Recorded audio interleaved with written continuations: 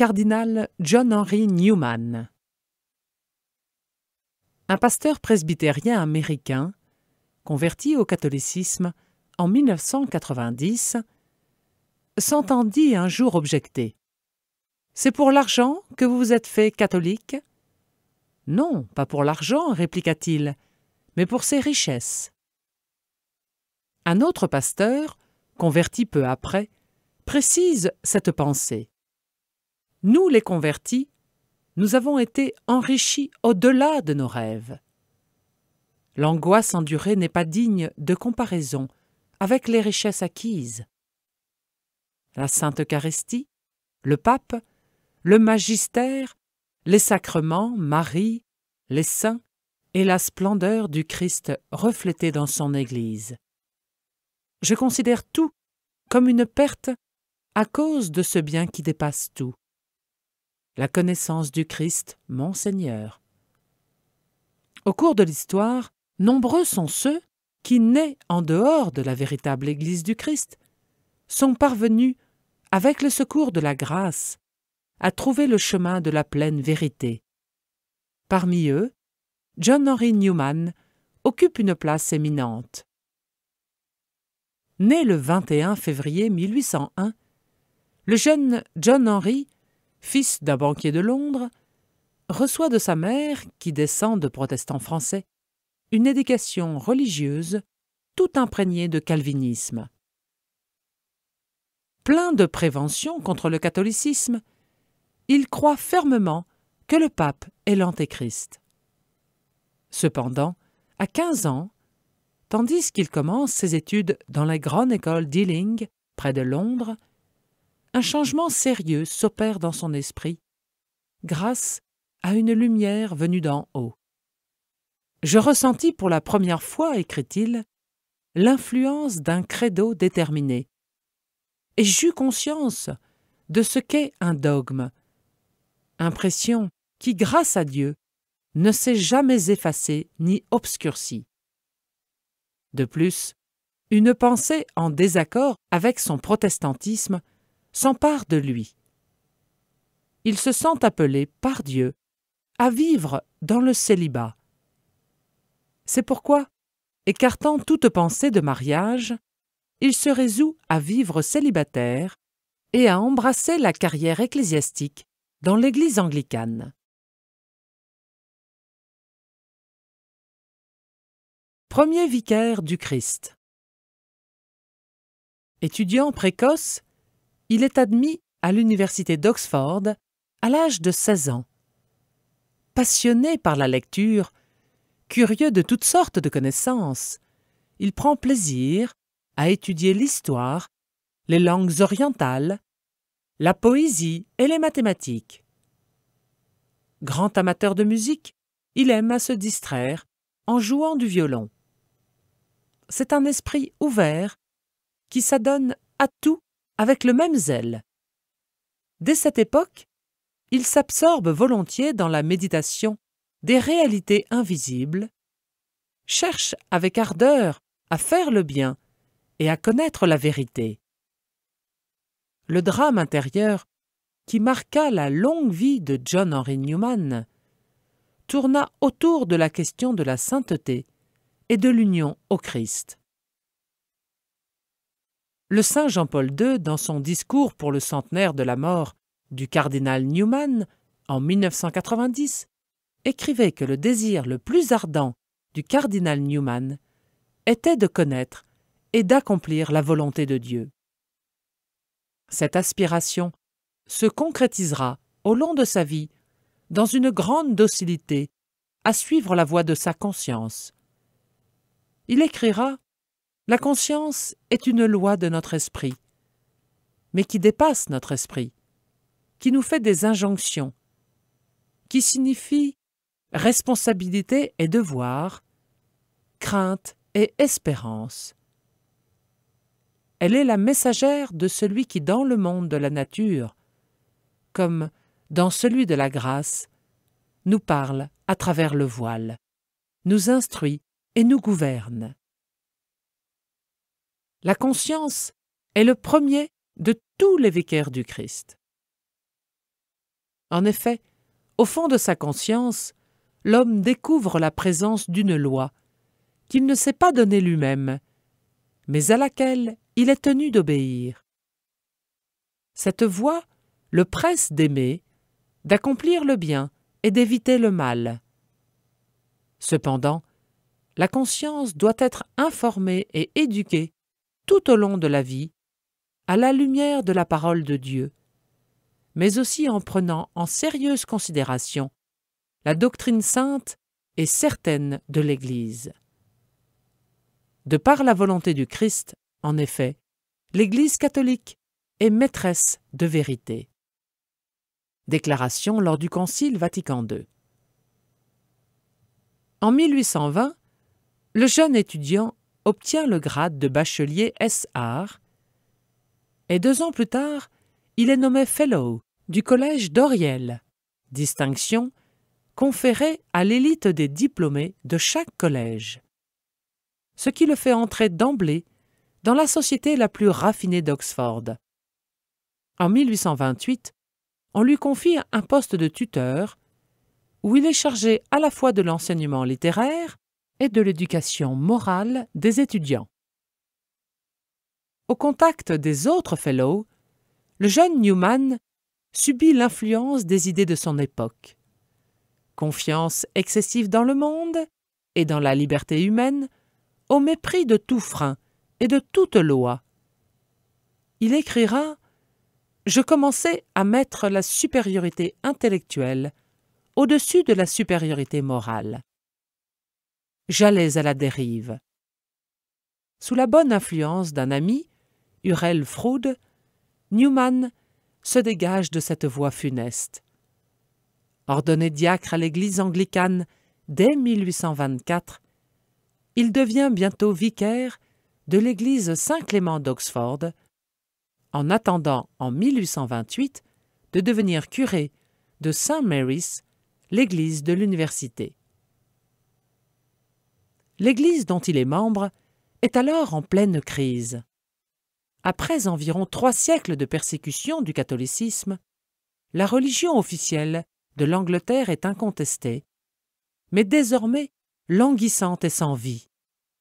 Le clergé, mu par des vues purement humaines, se préoccupe de cumuler de fructueux bénéfices, sans souci d'une direction spirituelle à donner, d'une action apostolique à exercer. Le culte n'a plus d'éclat ni de dignité. L'Église anglicane paraît moins être la gardienne de la foi religieuse, qui s'impose à la raison et éclaire la conscience, qu'un établissement lié étroitement à l'État, dont il a reçu des privilèges politiques et de grandes richesses.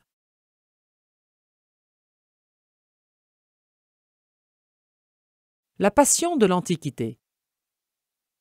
Au fur et à mesure qu'il se dégage des idées mondaines, Newman sent naître en lui un grand attrait pour les pères de l'Église, ces écrivains ecclésiastiques des premiers siècles, qui, par leur sainteté et l'orthodoxie de leur doctrine, sont des témoins privilégiés de la sainte tradition.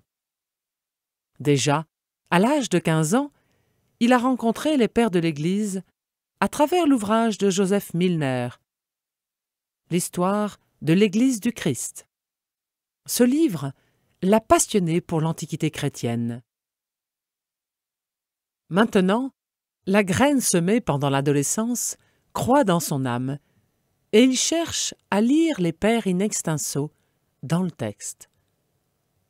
Dans le courant des années qui suivent, il se constitue une bibliothèque imposante d'œuvres patristiques. Mais John Henry Newman est aussi un passionné d'écriture sainte. Il écrit en effet à sa sœur Harriet : « Si vous avez quelque temps de rester le dimanche, apprenez des parties de l'écriture par cœur. Le bénéfice m'en semble incalculable. Cela imbibe l'esprit de bonne et sainte pensée. C'est une ressource dans la solitude, dans un voyage ou dans une nuit sans sommeil. La lecture assidue de la Bible le prépare à une meilleure connaissance de l'Église. En effet, suivant la remarque de saint Augustin, les prophètes, disait-il, ont parlé plus clairement et plus longuement de l'Église que de Jésus-Christ, car ils prévoyaient qu'il y aurait beaucoup plus d'erreurs, volontaires et involontaires, sur ce point que sur le mystère de l'Incarnation. Extrait du catéchisme du Concile de Trente.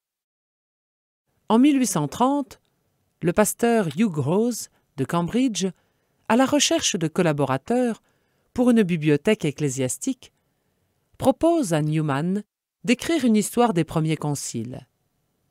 Pour réaliser ce travail, John Henry étudie de près les pères de l'Église d'Alexandrie, en particulier saint Athanase et Origène.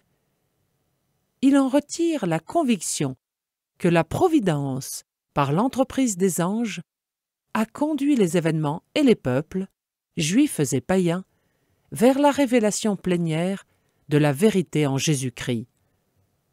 C'est seulement à la fin de 1833 que le fruit de cette étude sera publié sous le titre « Les Ariens du IVe siècle ».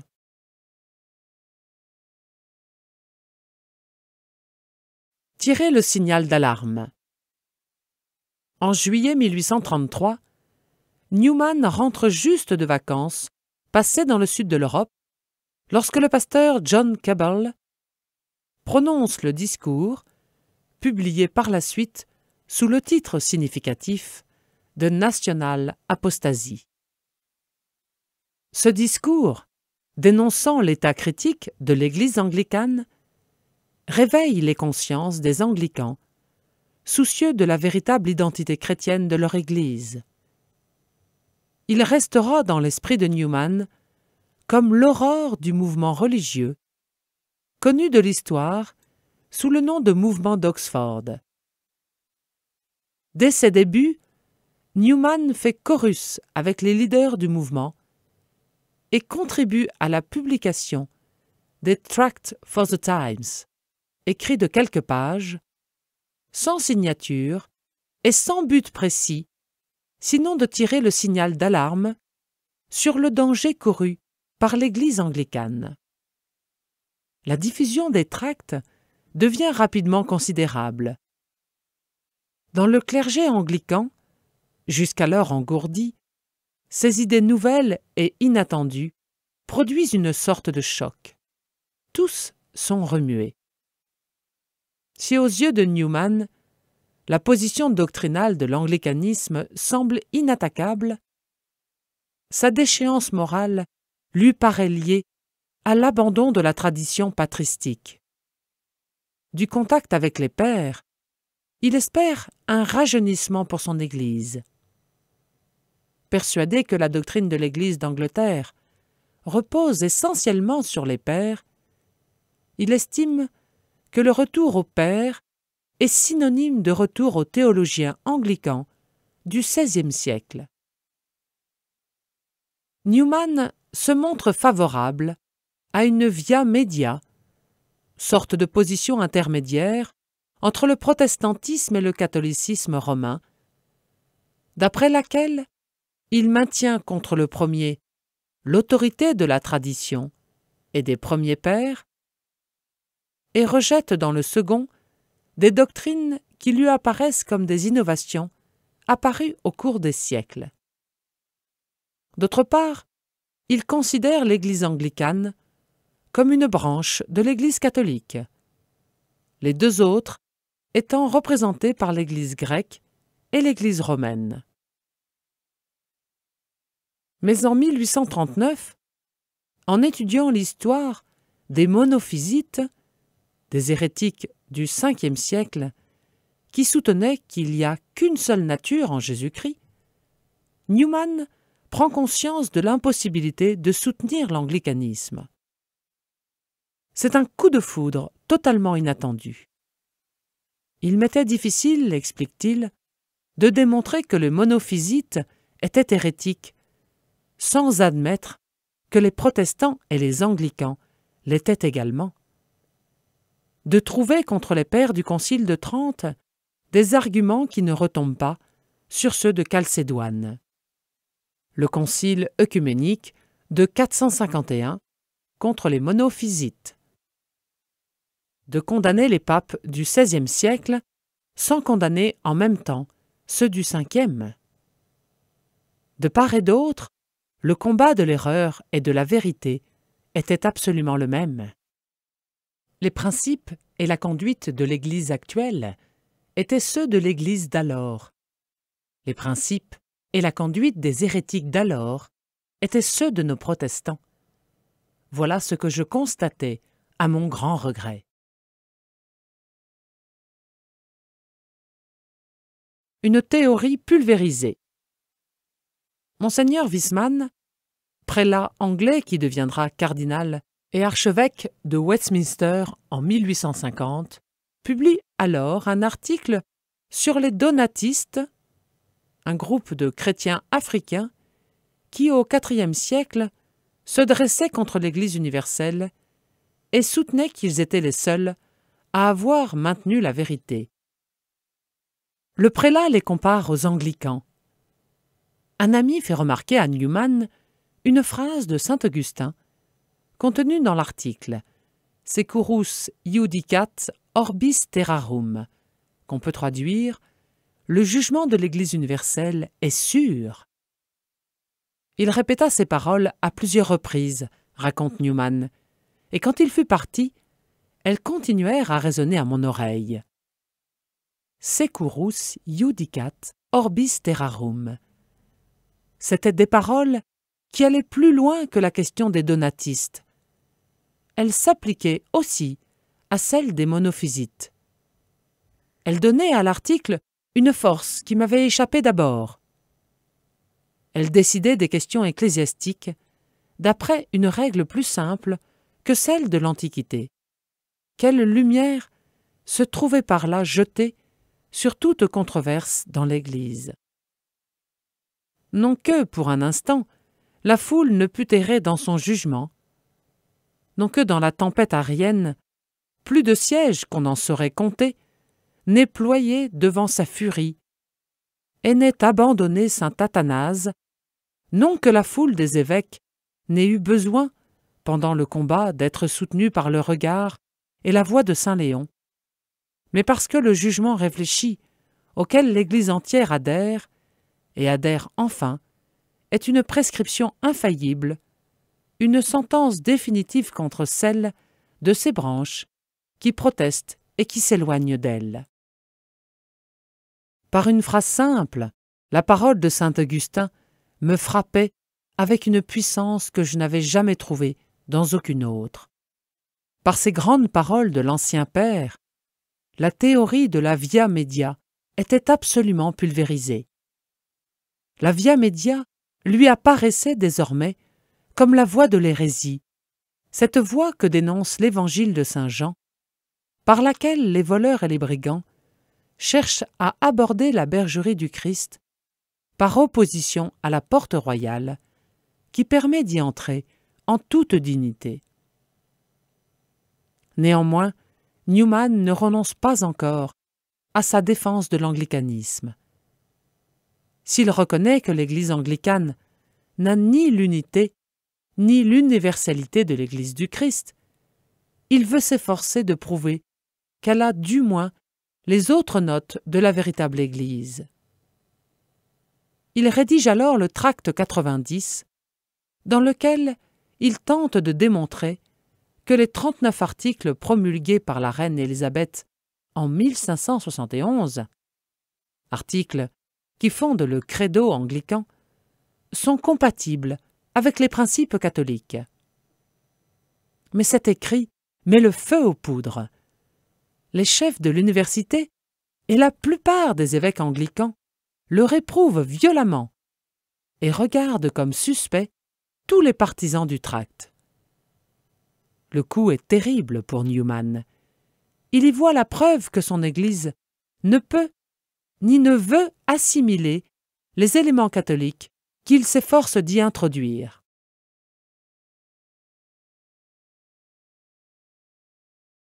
Que feraient les pères à ma place? En 1841, sa position au sein de l'anglicanisme est devenu si difficile qu'il se voit obligé de confier à son vicaire sa charge de curé de St. Mary's. Dans le désarroi de son cœur déchiré, il se retire, avec quelques disciples, à Littlemore, hameau tout proche d'Oxford, où il se recueille et reprend à la base ses études sur les titres de l'Église anglicane. Il sent surtout le besoin de chercher, dans la prière et la mortification, la grâce nécessaire pour résoudre le problème qui le tourmente. Conscient de s'être souvent trompé, il se demande s'il ne se trompe pas encore cette fois. La lutte est pénible et lente. Dans sa droiture d'âme, il écrit à ses paroissiens de Littlemore « Souvenez-vous de cet homme dans les jours qui viendront. Même si vous n'entendez plus parler de lui, et priez pour lui, afin qu'il sache discerner en toutes choses la volonté de Dieu, et qu'à tout moment, il soit prêt à l'accomplir. » La vie à Littlemore est pauvre et austère. Jeûne rigoureux, silence monastique, récitation des offices canoniques conformément à la liturgie catholique, méditation, confession hebdomadaire, communion fréquente. À peine installé, Newman commence à traduire les œuvres de saint Athanase. « J'avais pris, dira-t-il, la résolution de mettre de côté toute controverse, et je m'occupais de ma traduction de saint Athanase. Je vis clairement dans l'histoire des Ariens que ces Ariens purs étaient les protestants, que les semi-ariens étaient les anglicans, et que Rome, enfin, était alors ce qu'elle est aujourd'hui. La vérité reposait non dans la via media, mais dans ce qu'on appelait le parti extrême. Sa préoccupation constante est de savoir ce que feraient les pères de l'Église à sa place. Ceci le conduisait là où il ne pensait pas se rendre. Dans sa retraite, une autre pensée se présente à l'esprit de Newman. Ces dogmes nouveaux que les anglicans reprochent à l'Église romaine d'avoir fabriqués, ne serait-il pas un développement homogène de la foi apostolique? Il entreprend donc d'écrire son essai sur le développement du dogme chrétien.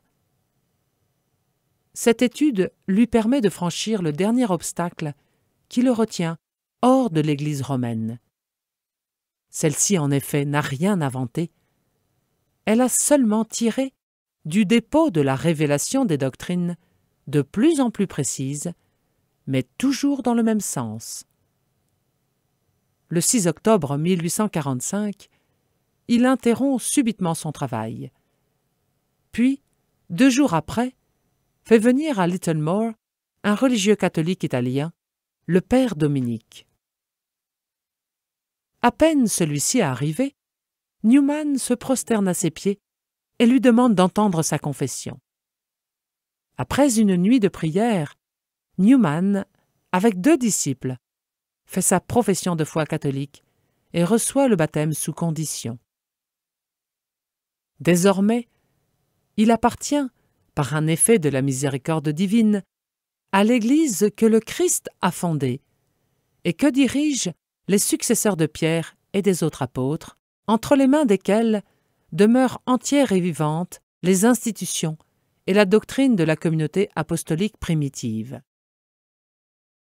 S'il peut y avoir une légitime joie d'appartenir à l'Église catholique, il n'en convient pas d'en concevoir de l'orgueil, mais plutôt d'en rendre humblement grâce. En effet, tous les fils de l'Église doivent se souvenir que la grandeur de leur condition doit être rapportée non à leur mérite, mais à une grâce spéciale du Christ. S'ils n'y correspondent pas par la pensée, la parole et l'action, ce n'est pas le salut qu'elle leur vaudra, mais un plus sévère jugement.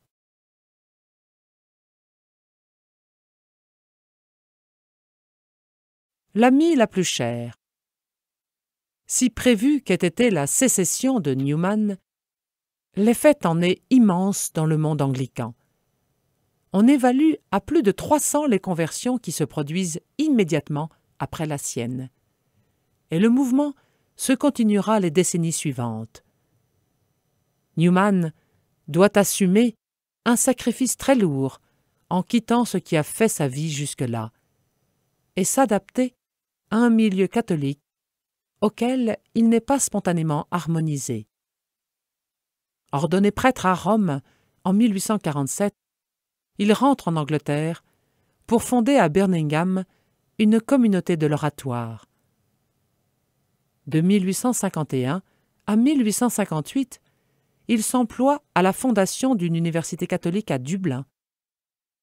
Critiqué par un écrivain partial, il écrit en 1864 son Apologia pro vita sua, autobiographie dont la limpidité du style et la sincérité des convictions lui valent un regain de sympathie et de célébrité. Jusqu'à sa mort, survenue en 1890, Newman se donne sans compter au service de l'Église catholique. En signe de reconnaissance pour tant de travaux entrepris avec fidélité et amour, le pape Léon XIII lui confère la dignité cardinalice en 1881. À la fin de sa longue vie, le cardinal Newman peut écrire en toute loyauté « Mon désir a été d'avoir la vérité pour amie la plus chère et de n'avoir d'autre ennemi que l'erreur. » L'Église est l'œuvre de Jésus-Christ, œuvre par laquelle il se prolonge, se réfléchit et par laquelle il est toujours présent dans le monde. Elle est son épouse, à laquelle il s'est entièrement offert. Il l'a choisie pour lui. Il l'a fondée et la maintient toujours vivante. De plus, il a donné sa vie pour qu'elle vive. Le Saint Jean-Paul II, dans son homélie prononcée au Costa Rica le 3 mars 1983, dira « L'Église est l'œuvre de Jésus-Christ, œuvre par laquelle il se prolonge, se réfléchit, et par laquelle il est toujours présent dans le monde. Elle est son épouse, à laquelle il s'est entièrement offert. Il l'a choisie pour lui. Il l'a fondée et la maintient toujours vivante. De plus, il a donné sa vie pour qu'elle vive. Frères, soyons bien conscients de cette vérité. Jésus-Christ a aimé l'Église. Si Dieu a aimé l'Église au point de lui sacrifier sa vie, cela signifie qu'elle est digne aussi de notre amour. Saint Augustin a pu écrire cette formule lapidaire. C'est dans la mesure où quelqu'un aime l'Église qu'il possède l'Esprit Saint. Là se trouve peut-être une des leçons les plus précieuses de la vie du cardinal Newman. Ses écrits projettent une lumière très claire sur l'amour de l'Église en tant qu'effusion continuelle de l'amour de Dieu pour l'homme, à chaque étape de l'histoire. Le cardinal avait une authentique vision surnaturelle, capable de percevoir toutes les faiblesses présentes dans le tissu humain de l'Église, mais également une surperception du mystère caché au-delà de notre regard humain. Nous pouvons faire nôtre l'ardente prière à Jésus-Christ qui jaillissait spontanément de son cœur. Fais que je n'oublie jamais que tu as établi sur terre un royaume qui est le tien, que l'Église est ton œuvre, établie par toi, ton instrument, que nous sommes soumis à tes règles, tes lois, ton regard, que lorsque l'Église parle, c'est toi qui parles. Fais que la connaissance intime de cette merveilleuse vérité ne me rende pas insensible à son égard. Fais que la faiblesse de tes représentants humains ne me fasse pas oublier que c'est toi qui parles et agis à travers eux.